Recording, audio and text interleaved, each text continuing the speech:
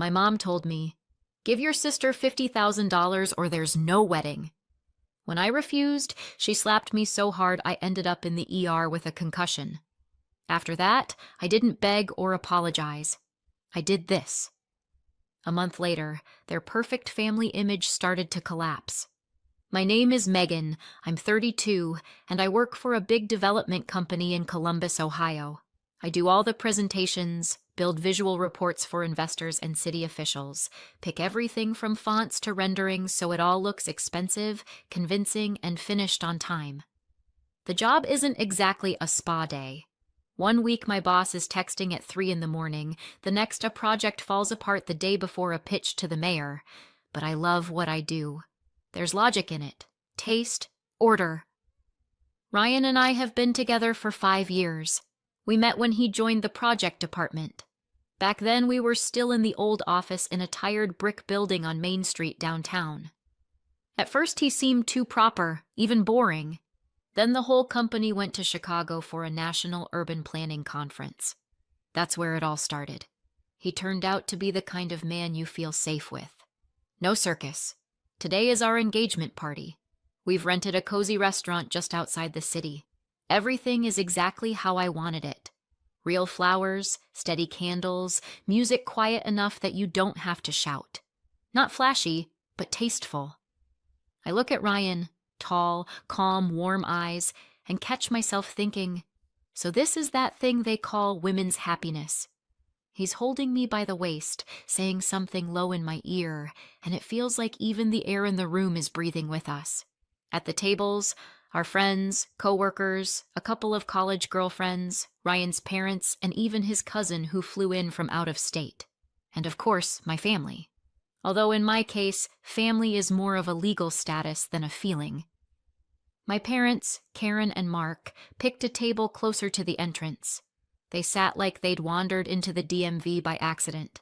Forced smiles, and Brittany, my younger sister, was hunched over her phone, never once looking up from her feed.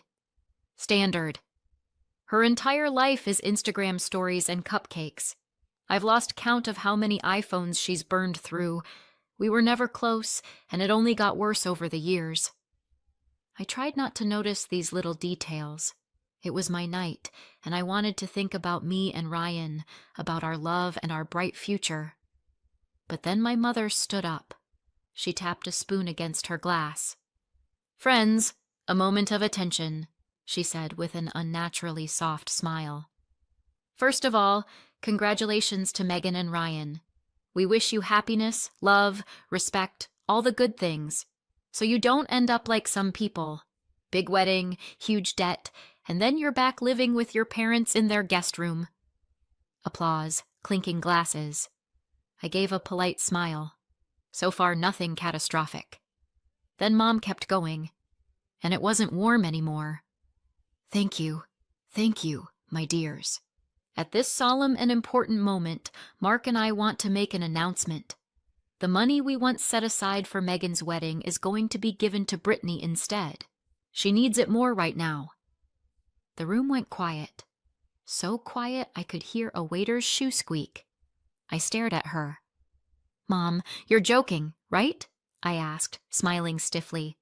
"That's my money. It's in my account. We've already planned everything around it." She pursed her lips. "Don't be childish," she sighed. "We're talking about family. You'll manage. You've got a good job your Ryan is earning. You'll figure out your little wedding and your mortgage. But Brittany, it's harder for her." Ryan tensed at my side. "What money exactly?" he asked quietly. I swallowed.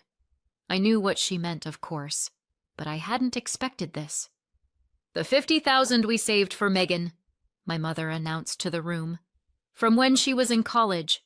We set it aside so both girls would have a start in life.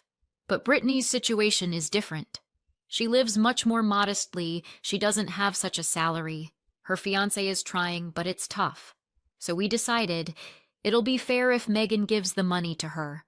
She'll survive without it." The guests froze. Some tried to pretend they hadn't heard. Someone stared at their plate like the salad had suddenly become fascinating. I felt something in my chest start to boil. "Excuse me," I said slowly. "We planned that money for years. Part of it is for the down payment on a place, part for the wedding. We're not talking about pocket change here. We've been careful and responsible. How do you just hand it over like that?" Mom snorted. "You're starting a family. You'll be fine. You have steady jobs. You're getting a mortgage you'll manage. You're not starving." Brittany finally tore herself away from the phone and stood up. "Megan, don't be so greedy," she said with fake sympathy. "What, you can't share? We could do a joint wedding. You can see I have it harder. Just have some compassion." "Harder?" I shot back. "Because you blew through everything you had, and now you want to take what's mine? Seriously?" Mom flared up instantly. "She lives modestly. She doesn't have your paycheck. Her fiancé is doing his best, and you only think about yourself. It's ugly to treat your own flesh and blood like this." "I've been working my whole life," I cut her off. "I save, I plan, I live like an adult. And now I'm being punished for someone else's irresponsibility?" Ryan tried to put an arm around me, but I was already in motion. The room fell into that heavy silence where you can hear nothing but cutlery clinking. No one knew where to look. Mom took a step toward me and suddenly, right there in front of everyone, slapped me across the face. Not a symbolic slap, a real one, full force. I didn't even have time to move away. The sound cracked through the restaurant like a gunshot. My head snapped back, my heels slipped, and I lost my balance. I crashed to the floor, knocking a glass off the table. Glass shattered. Voices jumped into a panic. "Miss, are you okay? Somebody get ice! Call 911!" My cheek was burning, but the back of my head hurt even more. Later they told me I'd hit the sharp corner of a wooden table leg. Everything blurred. My ears were ringing. Someone shoved a folded jacket under my head. Someone else pressed ice to the growing bump. I heard voices like they were underwater. I tried to answer and produced nothing but a garbled sound. Brittany was standing nearby, mumbling something incoherent. Not angry now. Scared. The manager ran over and called an ambulance. By policy, they also called the police. Someone had been injured in a fight in the dining room. One of the guests said firmly, "I saw it. She hit her right in the face." "And she fell and hit her head," another added. "There's blood." Ryan was right there, holding my hand, repeating, "It's okay. It's going to be okay. Do you hear me?" We waited for the ambulance maybe 10 minutes. By then I was conscious, but nauseous and dizzy. The paramedics looked at the swelling and the scrape and said, "Mild concussion at least. We need to take her in. She needs a CT. The police arrived almost at the same time. One of the officers came up to me in the doorway as they wheeled me out. "Are you able to tell us what happened?" I nodded, then said hoarsely, "That's my mother. She hit me." A guest stepped in. "Yes, we saw it. She slapped her hard, and the girl fell." By then they were walking my mother out of the hall. She was hissing that I was making it up, that this was a family matter. But the officer calmly explained, "Ma'am, there's an assault here and visible injury. This is not just a family argument. This is a criminal matter, and it happened in a public place." They took Mom aside to take her statement and write up the report. Not in handcuffs, but clearly not as a private little chat either. Everyone saw. In the ER, they did the scans, poked and prodded, and finally said, "Mild concussion, nasty contusion on the back of the head. No brain bleed, no fracture. Rest, no heavy lifting, no driving for a bit. Watch for nausea and headaches," the doctor said. "If anything gets worse, come back." I was still in shock. I barely slept that night. In the morning, Ryan came with fruit, documents, and one simple sentence. "Megan, we can't just let this go. I'm with you, all the way." We met with a lawyer that same day. They set us up with Rebecca, a calm, experienced woman in her 40s. No baby talk, no drama, just business.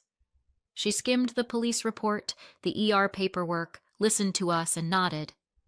"This isn't just a slap," she said. "This is an assault that sent you to the hospital. There will be a criminal case, most likely a misdemeanor, but still, we can also pursue a civil claim for damages. We'll do everything formally." "We will," I said. "This isn't the first horrible thing she's done, but it will be the last one without consequences." The case moved forward. Questioning witnesses, collecting the restaurant's security footage, the doctor's report. Everything confirmed that she'd hit me and I'd been injured. A few weeks later, there was a hearing. Mom stood there with a stone face. Her attorney mumbled about emotions and moral pressure in a family argument. The judge just smirked. "Families can have conflicts," he said, "but they shouldn't be sending each other to the emergency room." The sentence: a fine, around 200 hours of community service, court-ordered anger management classes and counseling, and $10,000 in restitution paid to me for medical bills and emotional distress. When they gave me the floor, I got up, looked my mother straight in the eyes, and said calmly, "You gave me life. And then you hit me so hard you almost took my health. I don't hate you, but after this, I can't respect you anymore." The judge didn't add anything, just nodded. After court, I moved through the days like I was numb. I hoped this was the peak and that things would calm down from there. Stupid hope. What happened at the restaurant didn't just spoil the relationship, it buried it. Mom stopped calling. Brittany blocked me everywhere she could. Dad? He just disappeared into his usual silent neutrality. Not for, not against, like I didn't exist. I tried not to think about it, but that didn't last long. A little over 3 weeks later, I came home from work, opened the mailbox, and pulled out a thick envelope. Certified mail from a law office downtown. My heart dropped into my shoes. I opened it. First words: complaint. From whom? From my parents. The gist? Unreal. They were suing me, demanding I return the $50,000 they'd once transferred for needs and education. And now, apparently, I'd used the money not as intended. Not for a degree, but for the wedding, renovations, and the down payment on a condo. In their version, it hadn't been a gift at all, but, quote, temporarily placed at my disposal with an informal understanding it would be returned on demand. At first I laughed hysterically. Then I sat down right there on the hallway floor and stared at nothing for a long time. As if it weren't enough that Mom had physically injured me and ruined my engagement party, and because of that we had to push the wedding plans back indefinitely, now she'd decided to land a second, finishing blow. I called Rebecca the next day. I had all the documents, bank statements, the wire transfer details, our mortgage paperwork, the venue contract, even old text messages with my parents. Rebecca flipped through everything and nodded. "The account is in your name," she said. "You had full control starting when you turned 18. There's no written loan agreement, no promissory note, no written conditions." "Right," I said. "It was just a wire transfer from their account to mine." "And you were already in college when they sent it?" "Yes." "Then forget it," she said evenly. "Legally, that's a gift. They can tell whatever story they want about what they meant. But if they didn't bother to put that on paper at the time, no court is going to treat this as a loan, especially since, judging by these statements, you spent the money through bank transfers on reasonable things, housing, wedding, basic living expenses, documented. The fact that they suddenly remembered some secret condition doesn't matter. The judge won't care." I exhaled. Good news, in theory, but the anger was still boiling. "Then why this whole circus?" I asked. Rebecca shrugged. "Because it's easier to blame you than admit they blew money on their favorite child," she said. They're protecting her, and you're the convenient target. That's when it really sank in. This wasn't just a lawsuit. It was my whole life in miniature. There's always the poor girl, life is so hard for her, and the other one who will manage. For some reason, I'm the one who's supposed to pay for everyone else's mistakes. The next few months were hell. We wrote responses, collected more documents, pulled additional statements, dissected every detail. The case dragged on like they always do. Pre-trial hearings, conferences. My parents sat in the courtroom with Brittany like 3 statues. No glances my way. Just sour faces and eye rolls. Brittany looked like she'd come to a spa day. Full makeup, perfect hair, smug expression. At one hearing, she suddenly stood up and announced that the money had originally been intended exclusively for education, and that the fact I'd lived on it, bought furniture, and a dress was, quote, misuse of funds. Rebecca stayed completely calm. And you, as I understand it, had a similar amount transferred to you under the same conditions? She asked Brittany. Yes, Brittany muttered. Did you spend your money only on tuition and school expenses? Silence. Well, not all of it, she finally said. You dropped out after 2 years, correct? Rebecca continued. Then used part of the money to open a clothing boutique that closed in 6 months. Then bought a new car with what was left. Was that also for education? No answer. The judge raised his eyebrows. Well then, Rebecca said, if the conditions were identical, why are there claims only against my client? Silence again. Even my parents' lawyer looked uncomfortable. For the first time in a long while, I sat up straight and didn't feel guilty. This wasn't just a legal process. It was an attempt to paint me as stingy, ungrateful, difficult, when in reality I was simply inconvenient, standing next to someone's spoiled favorite. Ryan came to every hearing. He never missed one. He just held my hand. Sometimes he'd lean closer and whisper, "Remember, you're not alone. The truth is on your side." It didn't make it easy, but it helped me stay standing. We had to cut back on some wedding expenses. I slept badly. The back of my head still throbbed sometimes where I'd hit it. Occasionally, I'd find myself just sitting in the bathroom, staring at the wall. Exhaustion. Pressure. It's a special kind of shock when your own family is trying to erase you. But I kept going. Because this wasn't about $50,000, it was about respect. For myself, my life, my boundaries. And just when I thought it couldn't get worse, my phone started ringing. First it was Natalie, Ryan's cousin. "Megan, I'm so sorry the wedding got canceled," she said quietly. I froze. "Canceled? Since when?" Your mom called me. She said you and Ryan broke up, that he cheated on you, that there was never really going to be a wedding." I sat there with the phone in my hand, not trusting what I was hearing. Over the next hour, 3 more people called. Acquaintances, distant relatives, even a college classmate. All with the same question. "Is it true the wedding's off?" At first, I couldn't figure out where this nonsense was coming from. Then someone sent me a screenshot.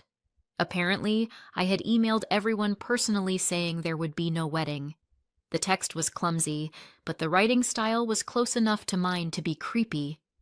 I went through my own email. Nothing. It became clear. Somebody had set up a fake account, copied my name and style, and mass-mailed people. Pure impersonation. One goal: panic. One face popped into my mind immediately. I couldn't prove it. But the whole scheme, 100% Brittany's style. Sabotage had moved from the courtroom into my personal life.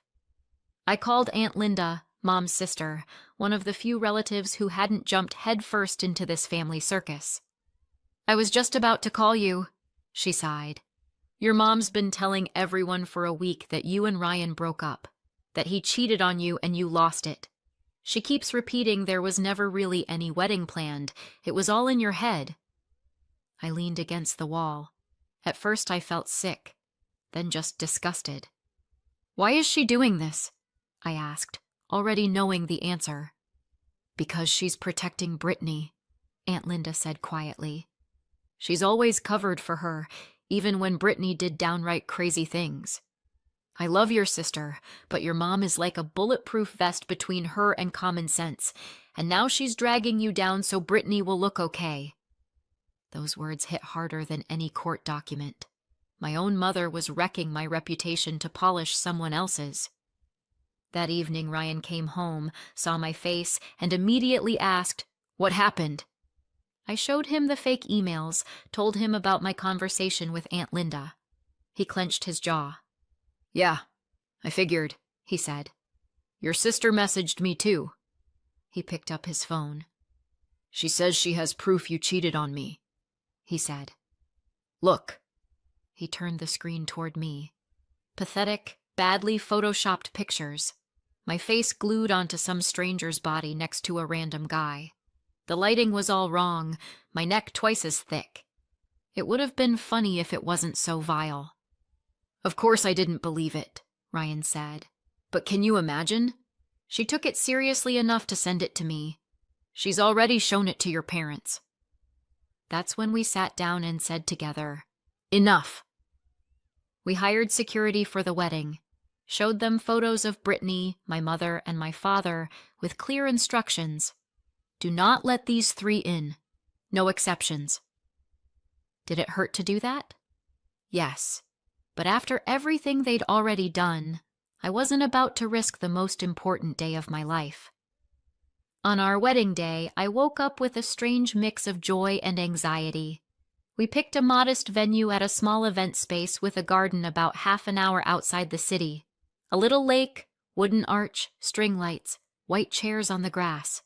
Real, down-to-earth, human. I stood in the bridal room adjusting my veil.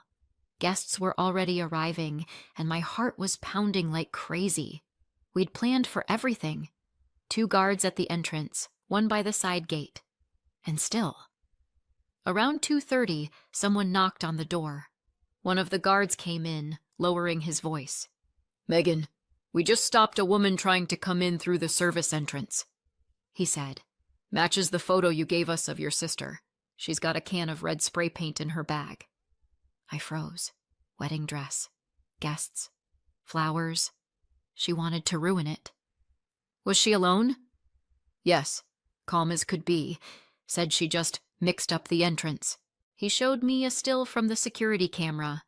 Brittany. Defiant face. Lips pressed tight. "Do you want us to call the police?" I thought for a couple of seconds. I had every right. After the assault, the lawsuit, the lies, the fake photos, now vandalism. But I said, no, just escort her off the property and make sure my parents don't get in either. He nodded. I sank back into the chair I'd just gotten up from and exhaled deeply. I wanted to cry, but my friend Tara was right there. She grabbed my hand and whispered, "That's it. They tried to break you, and you're still standing. That means you've already won. Pull yourself together and go get married. You survived the court mess, the gossip, the photoshopped other man, and a slap from your own mother, with a concussion on top. And you're still here. You know what that means? You beat them. Now get up. This isn't a tragedy. It's your wedding. You owe it to yourself, to Ryan, and to everyone who actually loves you to shine today." I wiped my face and stood up like I'd just put on armor. Uncle Peter walked me down the aisle. Strict, quiet, but when he took my arm, he squeezed my elbow in a fatherly way, and I felt an incredible calm settle inside me. The garden looked like something out of a movie. Summer evening, strings of lights, wooden arch decorated with daisies and wildflowers, just like I'd dreamed. Ryan was standing there, looking at me with those love-struck eyes. Everything else disappeared. Brittany, Mom, Dad. The lawsuits, they all stayed in the past. There was just me, him, and our love, tempered by every circle of hell we'd already walked through. The ceremony was simple, easy. The officiant, a pastor from Ryan's family church, a kind man with lively eyes, said a few short things, all to the point, about patience, respect, how it's not about money. When he said, "I now pronounce you husband and wife," everyone started clapping and congratulating us from the heart. I almost cried from relief. The reception was exactly right. No lobster towers or staged show, just a real celebration. First, the band played an instrumental piece that sounded straight out of an old movie, then classic rock, then some country, and by the end of the night, 90s pop and even a couple of embarrassingly catchy early 2000s hits. Everyone found something they loved. No one was bored. The guys kept yelling, "Kiss, kiss!" The aunties whispered in corners about who'd lost weight and who was clearly aiming for a second marriage. Tara raised her glass and said, "Megan, you're like a phoenix. They tried to burn you to ash, and you still walked down that aisle glowing so bright everyone gasped." I laughed, then cried, but now from happiness. Ryan and I ate cherry cake, danced until we dropped, and when the guests showered us with rice at the exit, we ran to the car laughing like kids. I looked back at the venue. It glowed in the dusk like a little lighthouse. Our honeymoon felt like a gift from the universe. We took off to a tiny town on the Gulf Coast in Florida. No real Wi-Fi, but plenty of ocean, watermelons from roadside stands, and sunrises over the water. No court dates, no hysterics. Just him, me, and seagulls. For the first time in a long while, I could actually breathe. When we came back, we dove into the apartment. We found a small but bright condo in a quiet neighborhood not far from the city. With what was left of the money and our savings, we made a down payment. The mortgage was manageable on our salaries. For the first time in our lives, we weren't just throwing money into rent.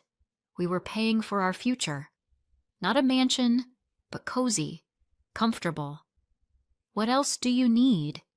We were setting it up ourselves, hanging shelves, assembling the IKEA couch, arguing in Home Depot over curtain rods and tile colors, eating frozen dumplings straight from the pot at midnight, just like normal people. Wedding photos and travel shots went up on the walls, and in the hallway we stuck a cheesy little magnet from our Gulf Coast town, a beach and a sunset. Not the Maldives, but no debt from some crazy wedding package, and a light heart. Most importantly, ours. Home. One Saturday we were wrestling with that damned IKEA dresser. Ryan was grumbling that the instructions were clearly written for robots, not humans.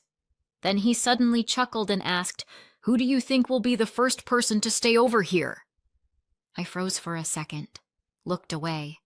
A wild thought flashed through my head. Maybe my parents will come to their senses one day and apologize. Or Brittany, maybe. Then I shoved the thought away. I don't breathe in the direction of fantasy anymore. Whoever it is, I smiled, as long as they come with a clean heart. The holidays came and went. New Year's, Easter, my birthday. Each time, no calls, no messages, just silence. At first it stung, especially on my birthday, when not even a text from Mom came. But then I'd remember the slap, the hospital, the court, the lies, the paint, the fake photos, all that filth. And the hurt would step back. Clarity stayed. They are no longer my support system. Probably never were. Sometimes Ryan asks if I believe there'll ever be peace between me and my family. Maybe, I answer honestly. But sorry won't be enough. They'd have to actually change. So far, there's no sign of that. People talked about Brittany's wedding for a long time. They went all out. Champagne fountains, a string quartet, custom dresses for the bridesmaids. But some of our relatives refused to go on principle. They just couldn't stomach how cruelly I'd been treated. Some declined politely. Others said straight out, "We don't enjoy weddings like that." Then the whispers started about the loan my parents took out for all that splendor. Either they took out a second mortgage on their house or even borrowed against Grandma's condo in Florida, all to launder their reputation like last year never happened. But it did, and people remember. Life with Ryan goes on. We're getting stronger as a couple. At some point it hits me. Family isn't just the people who share your DNA. It's the ones who respect your boundaries, who are happy for you, and who don't humiliate you at every opportunity. I lost a lot, but I gained far more. A home, a husband, friends who stayed, and most importantly, I didn't lose myself. So what do you think? Did I go too far or not far enough? Let me know in the comments, and subscribe for more.